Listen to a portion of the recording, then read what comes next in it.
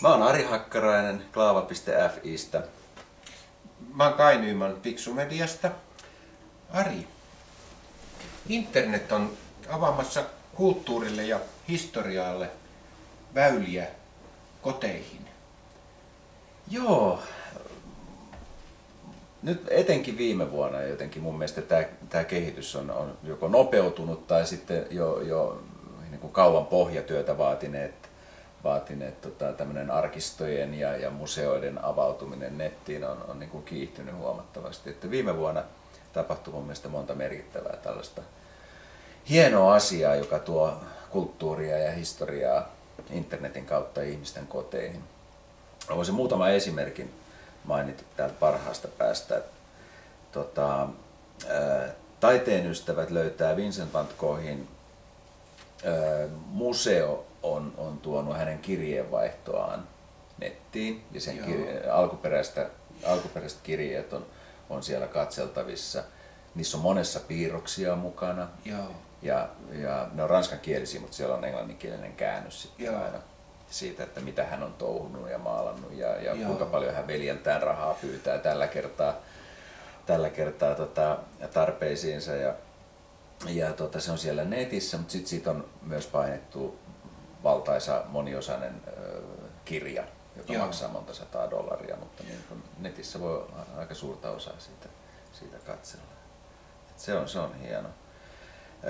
Norjassa Bergenin kaupunki, siellä se Vuonon pohjalla oleva kaupunki, niin on laittanut kaupunginmuseon arkistonsa nettiin hienoja kuvia Edvard Griegistä ja muista merkkihenkilöistä ja taiteilijoista. Sitten yksi suomalainen kaveri, tällainen kuin Jussi Pyysalo, keksi että tarpeeksi vanha maalaus, niin siinä ei ole enää tällaisia tekijänoikeusongelmia laittaa niitä nettiin, niitä kuvia. Niin, ja hän on perustanut sellaisen sivuston kuin paintingdb.org. Ja sitä kannattaa käydä katsomassa. Siellä on esimerkiksi Kallen Kallelaa, Tintorettoa, Rubensia, Titianin tauluja. Se on siis ihan maailmanlaajuisesti ihmiset käy katsomassa siellä. Siitä varmaan syntyy siihen päälle kuorirakenne, jossa ne esitellään ihmisille mielenkiintoisessa formaatissa. Ja sitten yksi tietysti tämmöinen, joka liittyy tämmöiseen nykyaikaan, on se, että siellä on top 10 lista 10 suosituinta taulua, mitä ihmiset ovat eniten käyneet katselemassa. Ja sehän on aika hauska tapa aloittaa, jos on vaan niin kuin utelias ja haluaa katsoa, että mitäs täältä löytyy. No niin, katsotaan nämä 10 suosituinta. Siitä jää kyllä heti koukkuun, että onpas upeita lisää. Se on hieno. Sitten Helsingin kaupungin museohan on avannut tämmöisen vanhojen valokuvien näyttelyn, kun Signe Brander on kuvannut Helsinkiä noin 100 vuotta sitten, upeita kuvia. Siellä netissä on muutamia myös katseltavissa. Ja yksi, joka osui silmään, oli tällainen Jyväskylän yliopiston on laittanut vanhoja Suomen karttoja, jopa 1600-luvulta. Niitä on netissä katseltavissa. Wow. Ja yksi sellainen kaikista, siinä musta sellainen kiva homma on, että käy heti ekaksi katsomassa, että onko 1600-luvun kartalla omaa kotipaikkakuntaa olemassa. Mun oli. Ne on aika hienoja. No, nyt tietysti voi jollekin herätä ehkä semmoinen huoli, että en tiedä käytkö museoissa, mutta voisi herätä sellainen huoli, että no mitä sitten, jos kaikki tämmöinen museoitu ja historiallinen aineisto, vanha kulttuuriaineisto siirretäänkin tuonne nettiin, että ei kukaan enää tule museoon. Mitäs niillä tehdään? Kyllä. Onko se hyvä vai huono asia? Toi on hyvä kysymys kyllä. Onko se pelkästään hyvä asia, että ne tulee nettiin? Niin. Mutta toisaalta se nettikokemus saattaa olla eri kuin museokokemus, vai mitä sä luulet? Onhan se joo. Ja mulle tuli heti ensimmäisenä mieleen tällainen, että okei, jos sä oot ollut museossa, niin yleensä siellä on tällaisia hyviä oppaita, jonkun kulman takana löytyy, jolta voi kysyä sitten, hei, mikä tämän jutun juoni nyt olikaan. Niin se on ollut hyvä. Mutta Mutta miksei ne oppaat vois myös jatkossa myös ottaa siellä netissä, että, Joo, kyllä. että mikä tämän taulun historia nyt olikaan, niin se voisi tuoda lisää paljon sinne. Kyllä. Siinä on puolensa ja puolensa. Niin.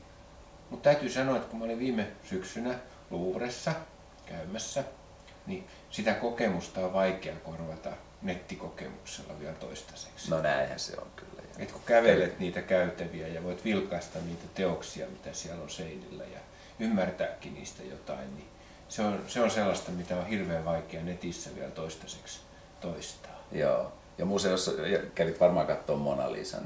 No kävinhän minä senkin kyllä. Joo.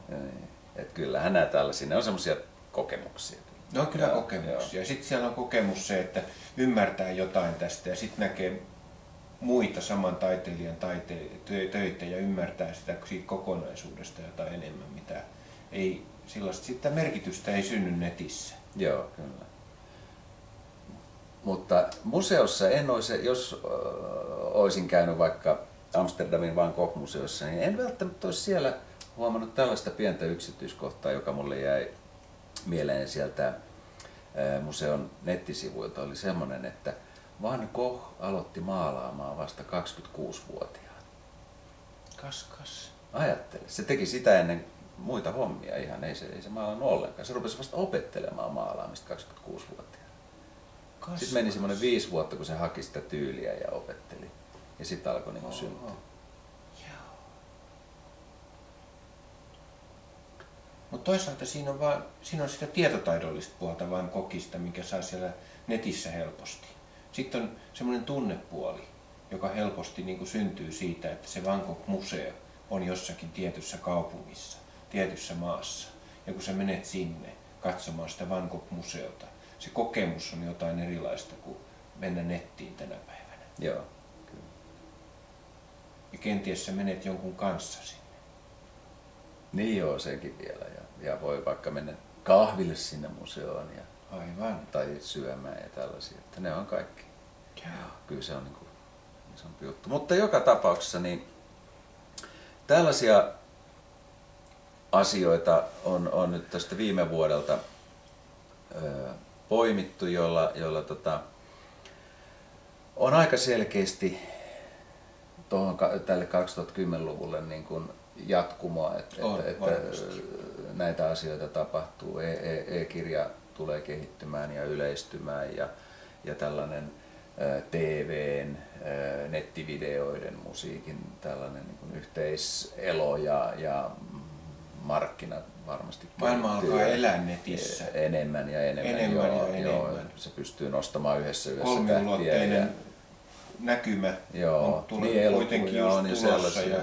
Ja se, että kolmiulotteiset museot netissä niin olisi olla ihan jo jonkun verran lähellä sitä realistista kokemusta. No tässä olisi jo heti hyvä idea sitten käyttää tätä kolmiulotteista elokuvatekniikkaa myös. Se olisi mahtavaa. Ihan se niin kuin kartatkin tosiaan, ne vanhat kartat. Joo. Ja nämä Van Goghit. Hyviä ideoita. Kerrotaanpa siitä muillekin. Kiitoksia. Kiitoksia.